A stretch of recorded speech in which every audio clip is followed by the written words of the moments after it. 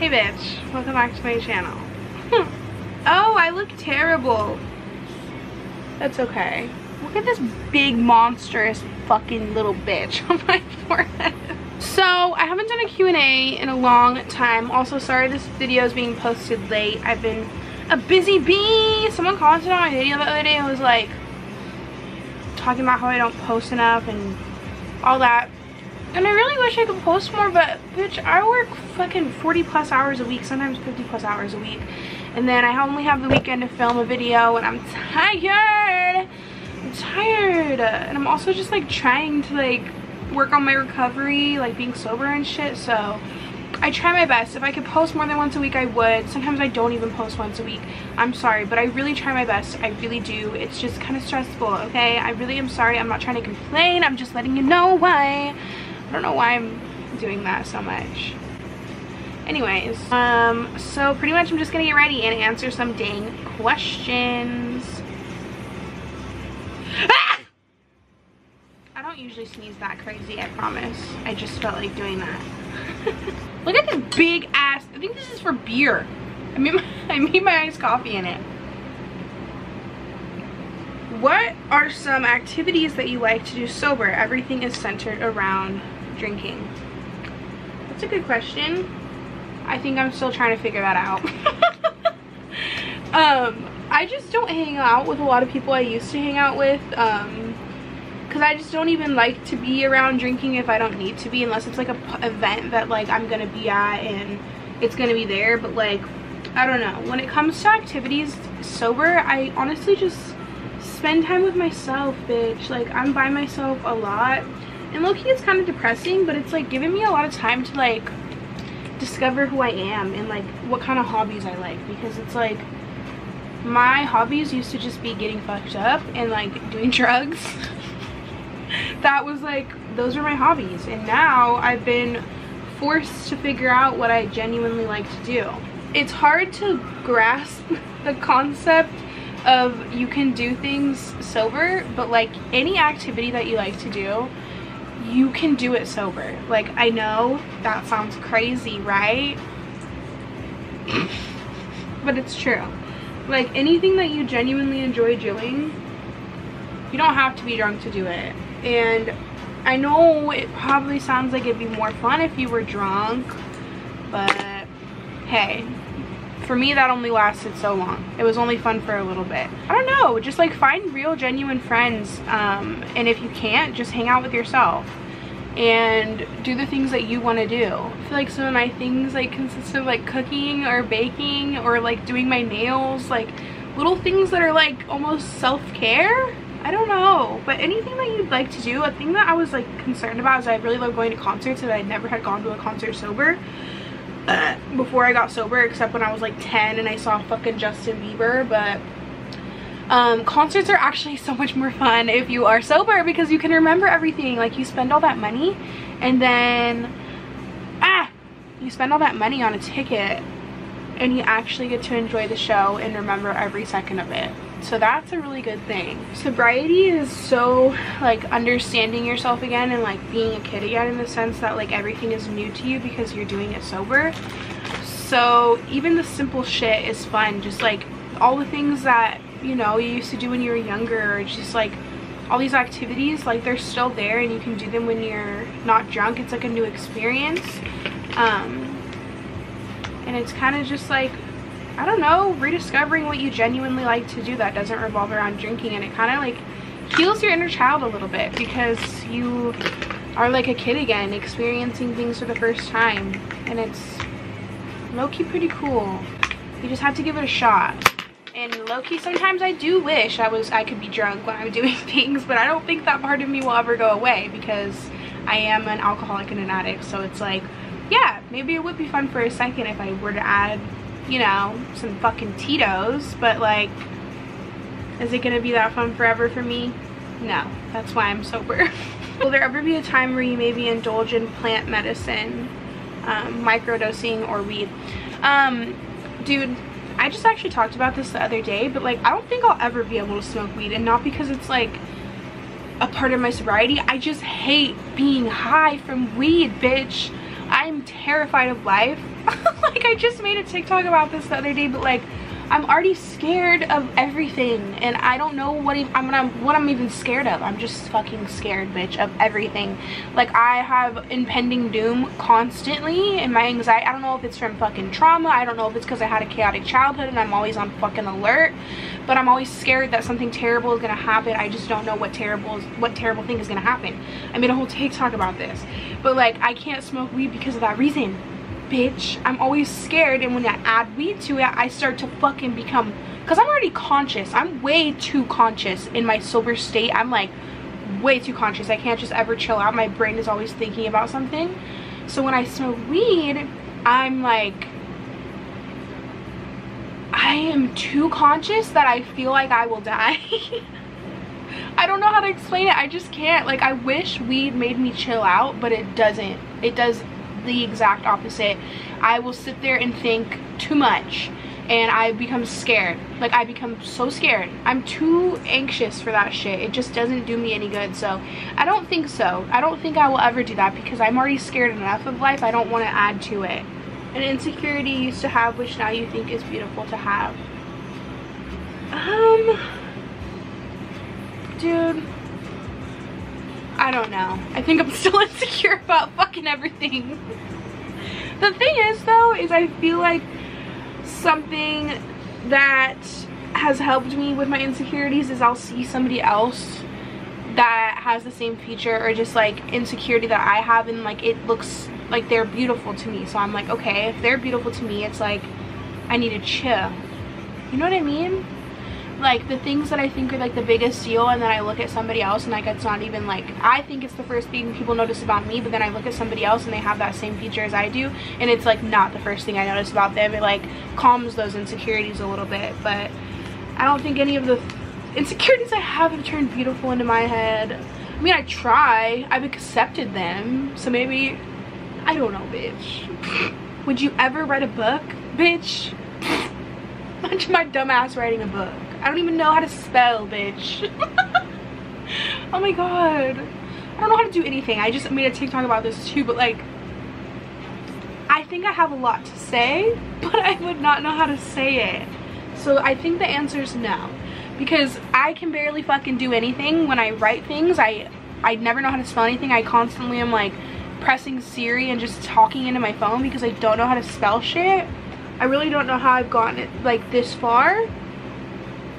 So I don't think I'm even capable of writing a book unless I just like sat with somebody and I explained everything to them and then they wrote it for me. But I don't think I could. Are you single, looking for a relationship? I am single. I have been single for a long time. I think I've talked about this before, but like, I was in a relationship for a very long time, like years, and we lived together and everything, whatever. Motherfucker cheated on me so much, and I wasn't really aware for a long time, and then I was aware and I was still with him because I was a dumb fucking bitch. You know, we all live and we learn, and if you never gone through that lesson and stayed with the man that cheated on you, props to you, bitch. Like, you are a strong woman. But you know, sometimes we just let that shit happen, and it fucking is the worst decision we've ever fucking made, because those motherfuckers never fucking change, bitch. But with that being said, no, I'm not looking for a fucking relationship. I'm at a point in my fucking sobriety too, and just like life, I'm just trying to work and just do what's best for me. And I think someone coming into my life and fucking destroying my mental health again is the worst possible thing I could fucking have happen to me right now. Like, I'm doing good, and I don't want someone else to come in and mess that up. And you know what? Somebody could come in and make it better, but how do I know? How am I supposed to know if that's what's gonna happen? Like, bitch, I wish that like I could know the future and like before I spoke to somebody just know how it was gonna turn out, because I don't want to waste no fucking time. I don't want someone to fuck with my fucking mental health right now, bitch. Like, that is like, I have borderline personality sort of, bitch. I can't be in a fucking relationship right now. Like, my mental stability is good, and the last thing I need is a man to come in here and mess all this shit up in my head. It's already messed up enough. I don't need someone to fucking add to that. And I think any man would do that to me right now. So yeah, I've been single since like January or February, I don't remember. A healthy habit I've learned to love. Cleaning, getting up and making my bed every morning. Okay, I know that you guys have probably heard this a million times, but I feel like the thing that has like not cured my depression, let me not go around making these statements, but has genuinely helped my fucking mental health so much is getting up and making my fucking bed. Like, it's crazy, and there's like books on this. There's literally books about this fucking thing. But like, getting up and making your bed changes like your whole day. I think it's a fact. Don't fucking quote me on this. I was told this by somebody else.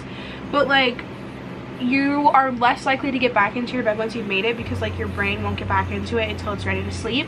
So like, that already like makes it so you can't get back into your bed. You have to go do something for the day. You have to get out and do something. And then also just like the satisfaction of like making your bed, like that's one accomplishment that you've already made in the morning. Like, it does something to your brain. So get up and make your fucking bed. Not to be that bitch, but I'm saying this in a sense that it really does make your fucking brain better. If you get up and you fucking, like, every morning I wake up and I make my bed, and I feel like that's the healthiest habit that I have, because it genuinely changes my whole fucking day. I promise, bitch. Just try it out. Try it out for a week, okay? Try it. Self-care activity that you love to do. My nails, guys. I love fucking doing my nails. Like, I love well, okay.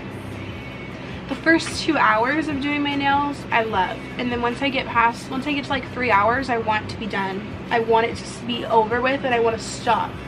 It's like I only enjoy it for a little bit, but then after, it's very rewarding. But I love doing my nails. I love to shower. I shower once a day at least. Sometimes I shower twice a day. I just love being in there, blasting my tunes, just laying. Oh, I wish I could lay in the shower. I should try not laying there. I also just like love being in my bed. I'm a simple bitch. I love the simple things, okay? How do I cope with anxiety? That's a good question. I think just like grounding myself. I think just like sitting there and really determining if it's something I should be tripping out over. And like, does that work every single time? No. Sometimes my anxiety, I can't fucking control it, and it like won't go away. But I think that if I'm like stressing about if I'm stressing about the future or the past, I just try to like remind myself that there's nothing I can do about it in that moment, and just like chill, or just like distract myself. It's not the best to distract yourself, but I think like with anxiety, like that's okay.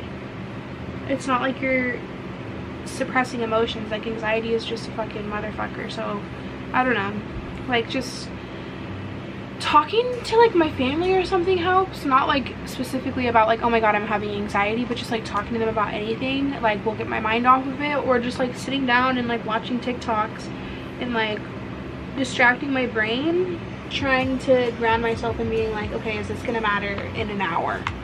Is this gonna matter in a year? Like, is this gonna be like, am I gonna be okay? Yes. Then chill the fuck out. I feel like that's my biggest thing that I do.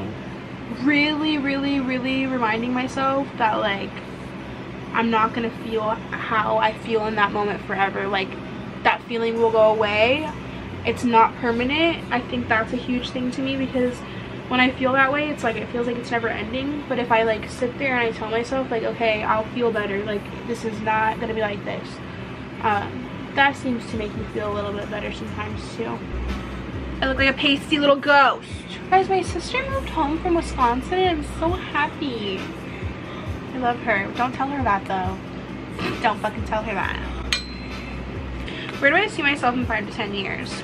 That is a good question. I don't know. I don't know, bitch.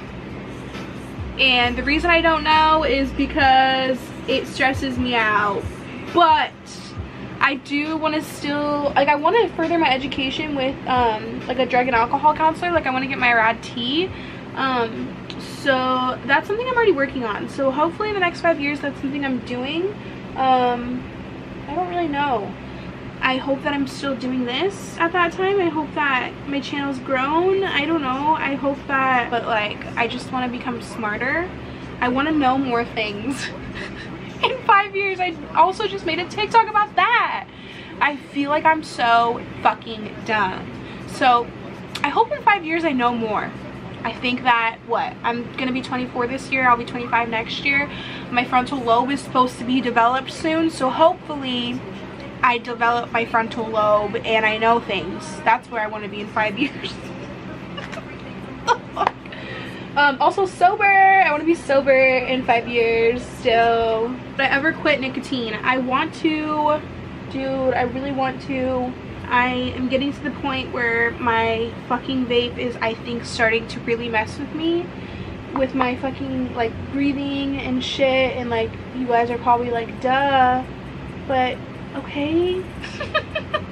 But you know, when I got sober, I told myself that I was gonna quit my vape eventually, and I think I'm coming around to the time where I want to, like I need to, but it's just, it really stresses me out to think about going through that process of like withdrawing from it, because I've been smoking my vape since I was 16, bitch. I'm 23, almost 24. I'm almost 24, bitch. Ew, that's fucking crazy. I feel like I'm still 16. Okay, let's not stress out now. If I could only keep one makeup product, what would it be and why? Concealer, so I can cover my damn pimples. I'm serious. Next tattoo idea, I don't know. I want to start tattooing my legs. I was wearing shorts the other day and I was like, what the fuck? My legs are so bare. So I don't really know what I'm going to put on my legs, but I'm going to put shit on there. I'm going to put anything I want. Favorite Lil Peep lyric quote. The one that I've been thinking about so much lately, because it just like is so like to my life. It makes me think about my fucking stupid ass ex-boyfriend. I'll play it. It's just this song, The Last Thing I Want to Do, and there's a part in it and he says, you never bled for me, bitch. And if you don't understand that, it's not hard to understand. But you know what I mean? It's just a little too fucking relatable. I'm too young to understand this part right here. I'm too young to understand. That's what you said to me. Blood drips down, falls from my hand. Blood drips down, falls from my hand. Blood drips down, falls from my hand. You never bled for me. That's just too relatable. Like, you never bled for me. I know exactly what the fuck he's talking about. It's like I gave you everything. Blood drips down, falls from my hands. You never bled for me, bitch. Just a little too relatable, bitch. My brother is an addict and I'm scared one day I'm going to lose him for good. Any advice? That's a really hard one. And I feel like it's such a touchy subject, but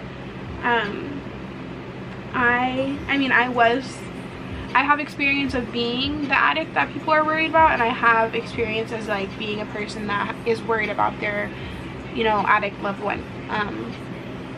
Because I have, everybody in my family is in recovery except for my oldest sister, but it's really hard, but you have to detach at some point, because it's like the person will not change unless they want to. You can do everything that you can to give them every resource, to like support them, do everything that you can, but if they don't want to change, they're not going to do it.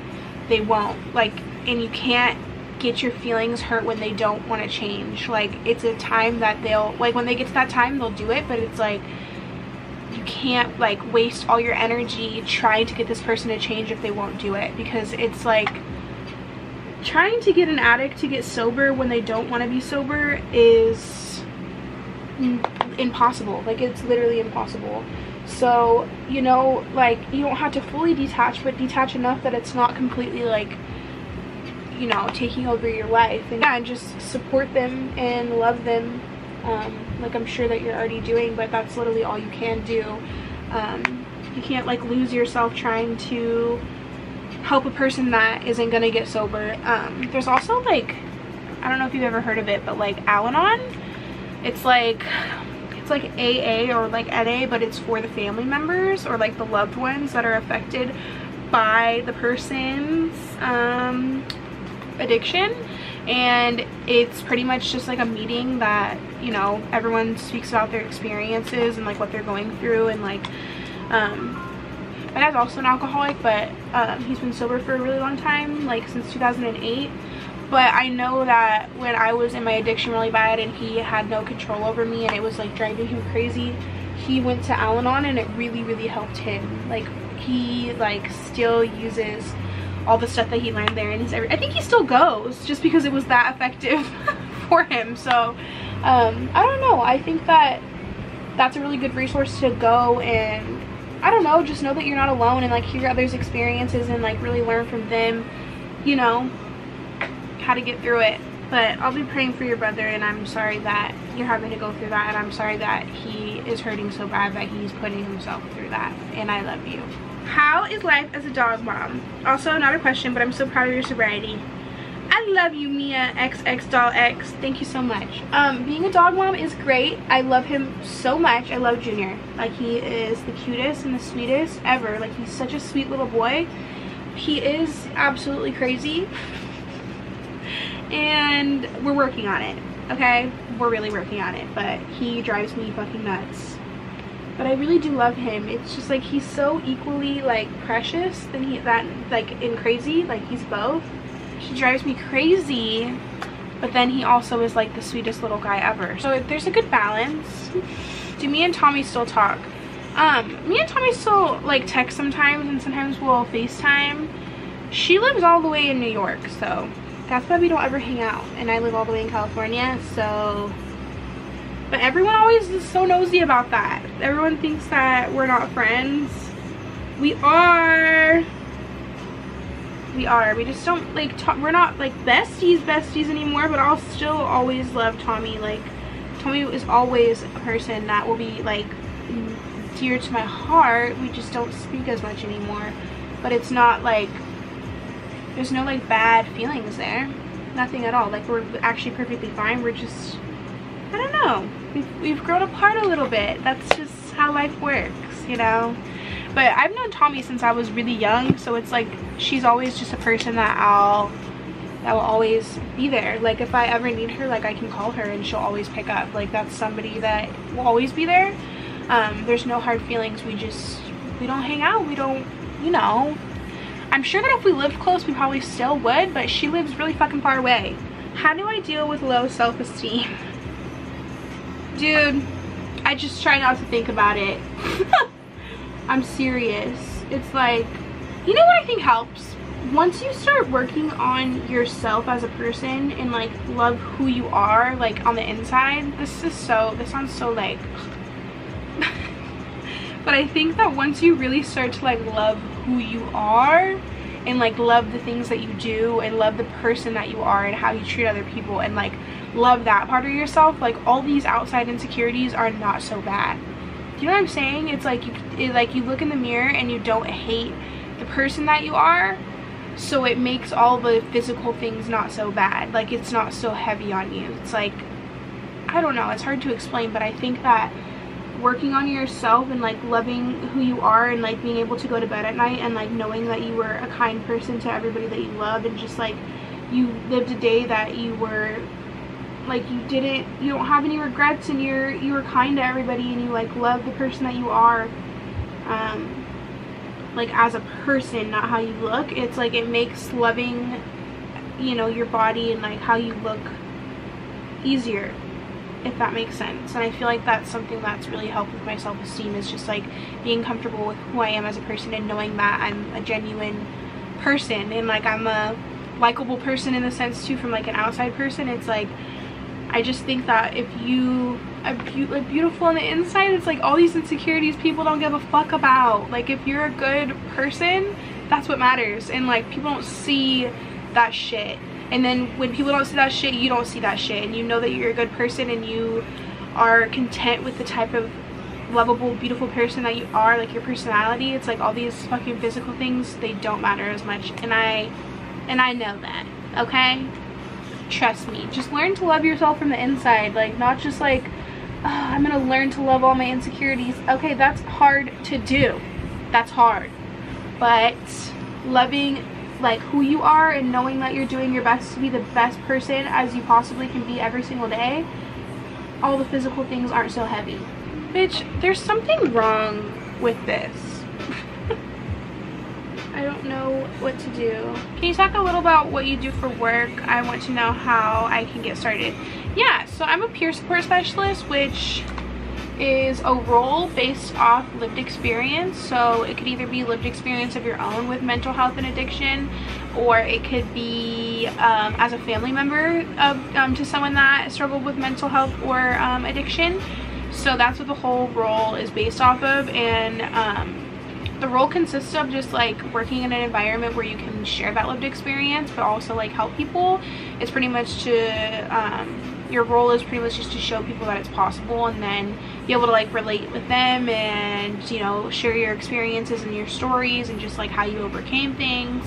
But then you also like work one-on-one with individuals, which is cool. I think it's different every facility, but like specifically where I work one-on-one with the individuals. I help them with like basic resources, like if they need help with like, I don't know, any basic resources, direct them to places, share my experience of like using those resources, pretty much just like be that support for them. It's like peer support is based off mutuality, so it's like we are the same. Like I don't have any authority over them. I'm literally just there to help them with whatever I can. You know, if they need someone to talk to, like I'm there for them to just like rant to if they need it. Like if they just need that support of just talking to a peer, they can just come in my office and talk to me. Yeah, it's cool. Like I'm just there to help them and be the support for them and direct them to any resources if they need it, things like that. And a peer support is actually a part of the clinical staff now, so that's really cool. So but you have to be fully like a part of the clinical staff, you have to get your certification, and that like you can take the training, but after the training you have to take an exam through the mental health authority. I took it through, I got my certification, I think it's the Mental Health Authority Services of California or something like that. I had to like go to this place like and like go through security and like freaking get patted down and then take a test. It was like really intense. But I took my test like 3 months ago and I passed. So there's the training, but then after the training you have to take the exam to be fully certified. I know some places hire peer supports with just the training. I also like facilitate groups and stuff, so I don't teach them things. I like to just like do activities with them. It's fun. But I hope that gave a little more insight on that. I get asked this question a lot, but people ask me how I grew my hair out. But I know I didn't do anything specific. I don't know how to answer this question. I sound like I'm gatekeeping and I'm not. I just don't have anything specific that I do. I use a Veda shampoo from where I used to work. I would never actually buy that, but I got it like 90% off. It's really expensive, so I don't know. I don't know, but I put heat on it all the time. I think that what really helped is like I stopped dyeing my hair like crazy colors. Like I just dye it black now. And since I did that and I stopped like bleaching my hair, I feel like it's grown a lot. So maybe that's probably the one thing that helped. I feel like I don't bleach my hair ever. I feel like there's like this thing that people used to say at the salon I worked at, that was you could either have blonde hair or you could have healthy hair. Unless you're naturally blonde, then that's a different story. But if you want your hair to grow out and be luscious and beautiful, stop bleaching it. Stop getting those highlights. Just dye it dark, bitch. I don't know, and I also barely wash it. Maybe that has a lot to do with it. I wash it like once a week just because I fucking hate doing it. How do I balance being an influencer and working in social services type of work? Do clients find you on social media? Are you more cautious of what you post? That is such a good question. I have never encountered somebody at my work so far that has known me from social media. I've never ran into that. And I don't really know how I would deal with that if it came into play. Am I more cautious about what I post? I want to say no, but sometimes like the thing I'll think about is like if my coworkers were to see it and think I was a crazy bitch. That's the only thing I think about. But like also they have to understand that like my role there is like, yeah, I have to be professional, yes, but like I didn't go to school. Like I don't have like a I don't know. I think that with the type of like job I have as a peer support, it's like I don't know how to explain it. It's more of like it's still professional obviously, but like it's not so like I'm still a normal person. Like I'm not an authority to them, so it wouldn't be embarrassing if like anyone did see something, because it's like I'm a normal person. Does that make sense? Like I'm still, I don't know how to explain that. Like I don't have authority over them, so it's like if they saw that I was a real person and posted things on the internet of me just being myself, I don't know. I think that's also the thing that makes me not like so nervous for people in real life to see my social media. Like it still makes me uncomfortable, but like I'm so myself still on the internet. Like I don't portray a different person on here. It's just me. Like I hope that makes sense. Like I don't ever like act like somebody else. This is who I am in real life. How I act to you guys, like this is always me. So it doesn't make me nervous, because it's not like I'm acting like a different person and then I'm gonna be perceived differently. I'm just me. You know what I mean? Hope that makes sense. How do you get over somebody that cheated on you? I'm not gonna lie, it takes some time, but I think the easiest way is just to not speak to them. Whoa, why does that look like that? Is like the best way is to cut all contact. Like don't let them manipulate you into any like thinking anything. Just like cut the contact, don't fucking talk to them. You know, just understand that it wasn't you. Like that's a huge part. Understand that it's not you, it's them. To have like, the reason they did that is because it's something that they're dealing with. Like they are a weird person. Understand that it's not your fault, and just like disconnect from the situation. Like you are not the weirdo, they are. You're fine. They have issues and they need to work on them, and you need to stay far away from them. That's what helped me. 3 things I love about myself. That's a good question. I love that I'm compassionate and understanding. I love that I am very optimistic. Like when things go wrong, I'm very optimistic. I don't freak the fuck out, which I really appreciate. I love that I'm like open to learning. Like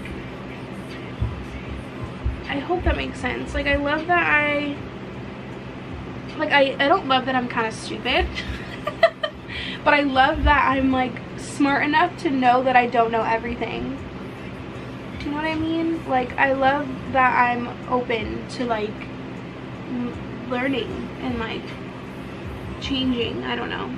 Like I love that I'm open-minded in the sense that like I don't know everything, and that I have so much more to learn. Like it just makes life a little bit easier, just, you know, not thinking I'm a genius. Like I will always have something to learn, and I appreciate that I'm not closed-minded in the sense that like, oh, I'm perfect and I don't need to change and I know everything. Like I love that I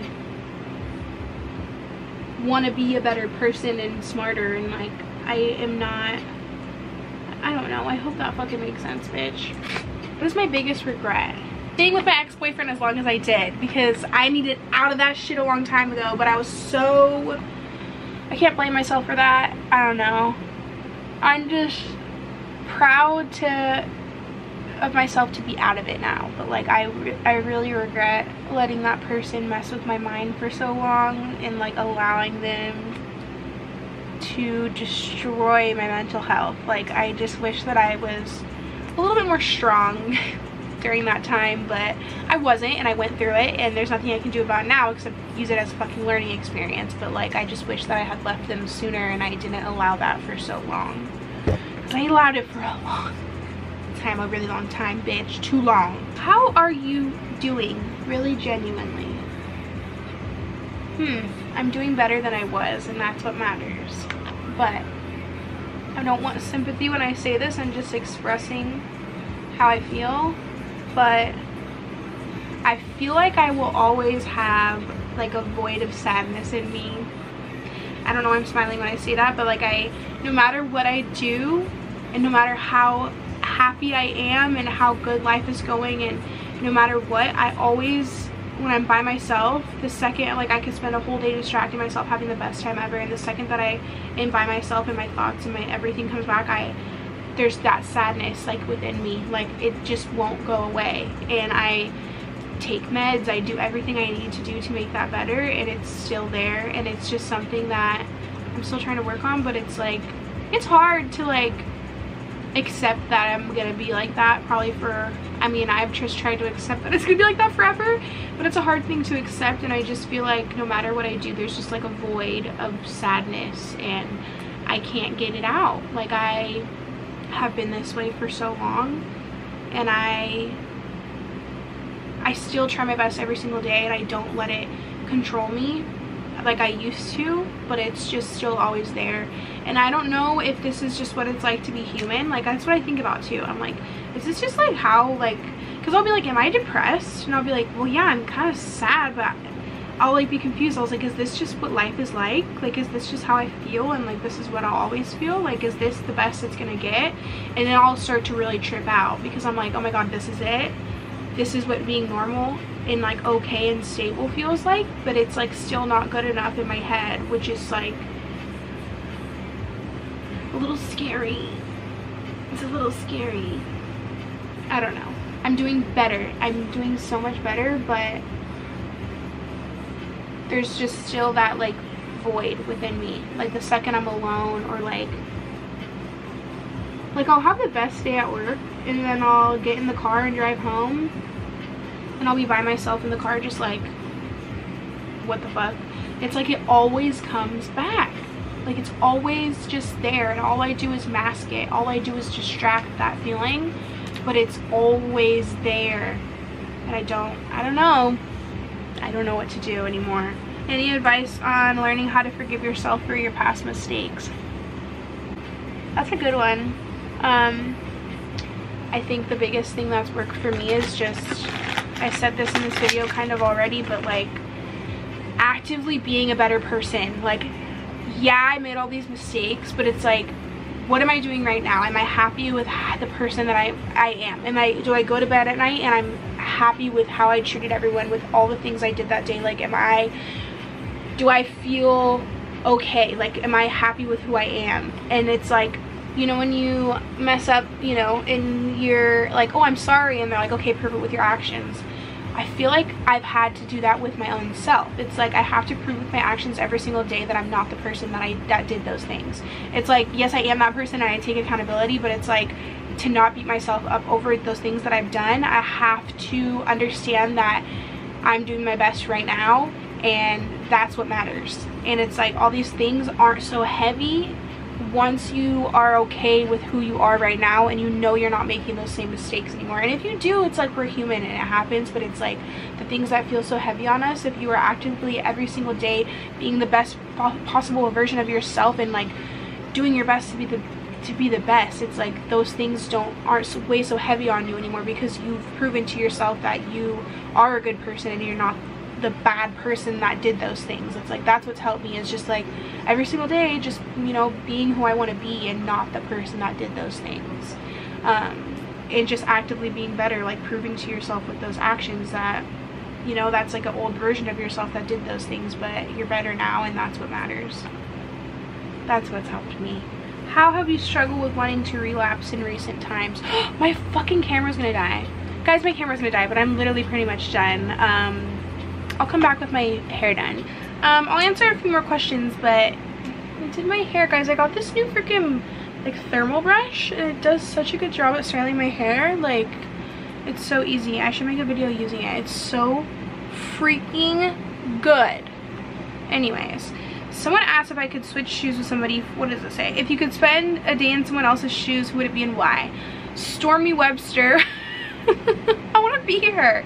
I mean, like, to say I want to be a baby, but it's kind of weird, but just like, I don't know, she will never have to worry about having a job or making money. She just has it. Also, like, it'd be so cool to have Kylie Jenner as a mom. When was the moment I realized I had a serious addiction to drugs? A lot of these are drug related, but I remember when I was really addicted to taking pills. I was up to taking like 15 a day, and I remember I would keep them under my sink, and I would always take them at night. So I remember one night I was going to take the 15, and I had them in my hand, and I knew that that wasn't going to be enough, and I needed more than that. So then I got more pills, and they were all in my hands, and I was like, what the fuck? And it was just a crazy amount of pills. Like, I couldn't even take them with one gulp. Like, I had to do multiple ones, and I looked at myself in the mirror because it was under my sink, and I looked in the mirror and I was like, oh my god. And then in that moment too, I realized that my addiction was terrible, because the thought of stopping made me really scared. Like, I was terrified, and I was like, oh my god, I've gotten myself in too deep.